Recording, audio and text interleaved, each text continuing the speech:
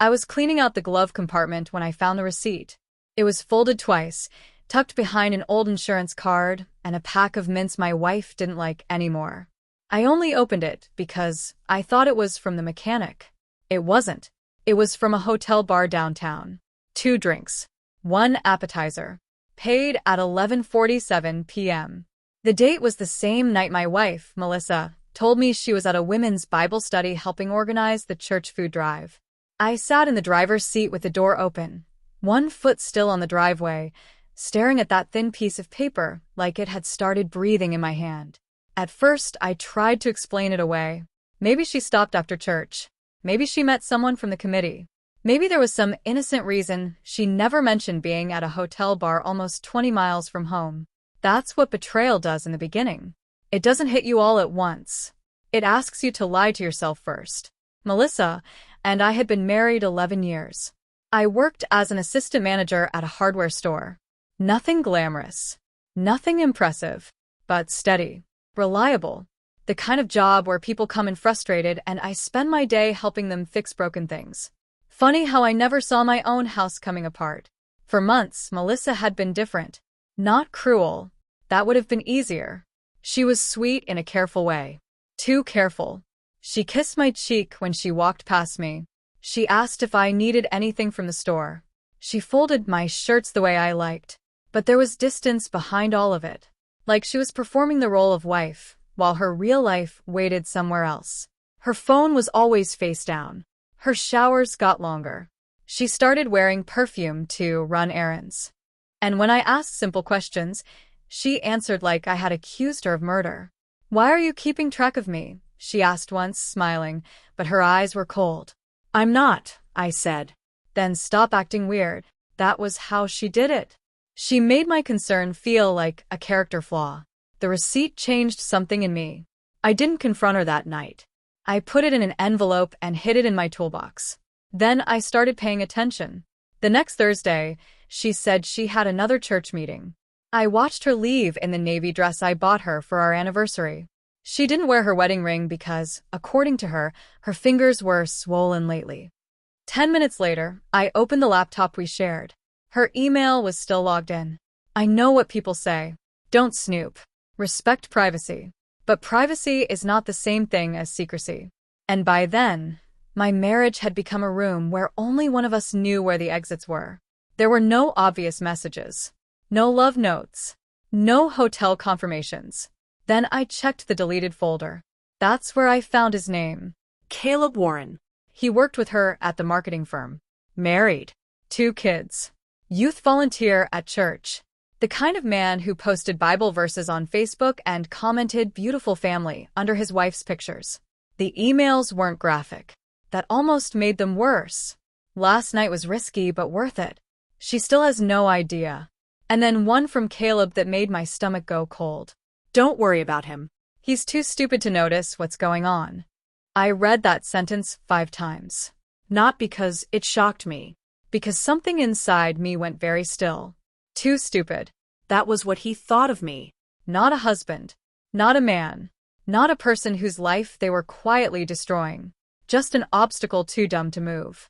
I printed everything. Receipts. Emails. Screenshots. Dates. Times. For 2 weeks, I became polite. Melissa became relaxed. That's the thing about people who think they're getting away with something.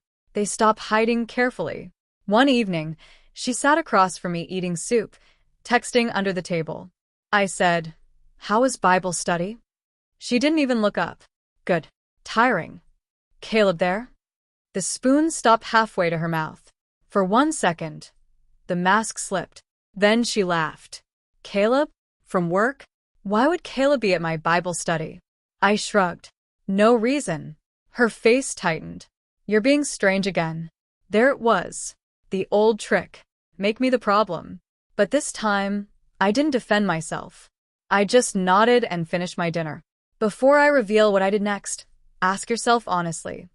If someone laughed at your trust and called you too stupid to notice, would you confront them privately or let the truth introduce itself?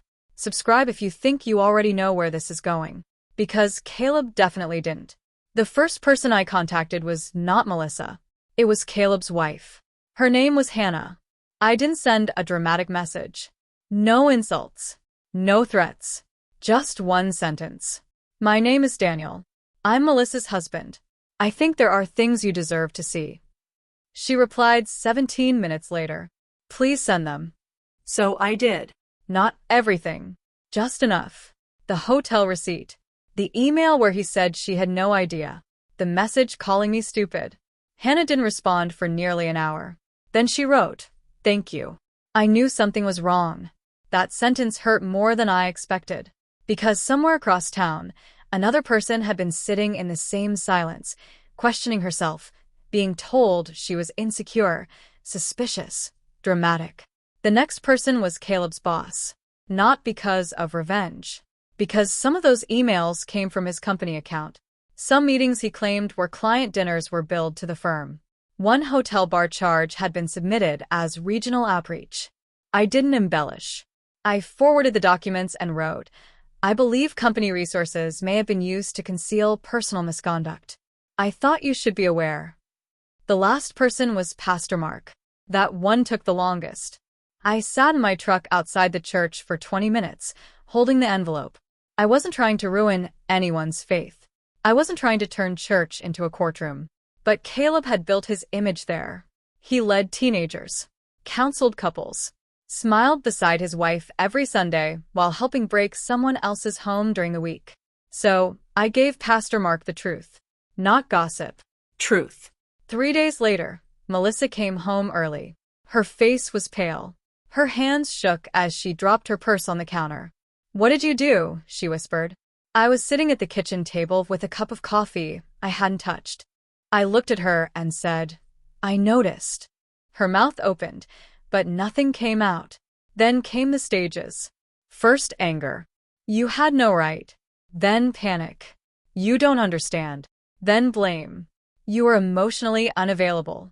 Then tears. It didn't mean anything. I listened to all of it. Every sentence. Every excuse. Every desperate attempt to turn her choices into something that happened to her instead of something she did. Finally, I said, You lied to me for months. You let me question my own instincts. You let another man laugh at me. And the worst part is, you thought kindness meant weakness. She covered her face. I made a mistake. I shook my head. A mistake is forgetting milk. This was a life you protected. Caleb lost his position at work pending investigation. His wife left with the kids the following week. Pastor Mark removed him from every volunteer role.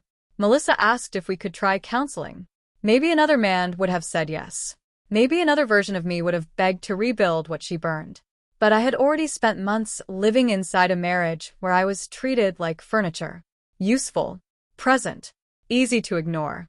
So I filed for divorce. Quietly. No shouting. No public posts. No revenge speeches. Just paperwork. The kind that doesn't shake when it tells the truth. The last time Melissa saw me in that house, she was standing in the hallway holding our wedding photo.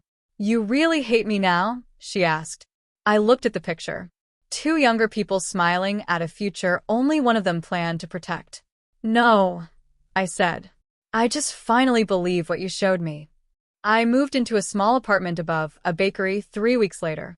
Every morning, the smell of bread came through the floorboards before sunrise. For a while, I hated the quiet. Then slowly, it stopped feeling empty. It started feeling honest. Betrayal broke my trust. But it didn't break my identity. And Caleb was wrong about one thing. I wasn't too stupid to notice. I was just decent enough to trust. There's a difference.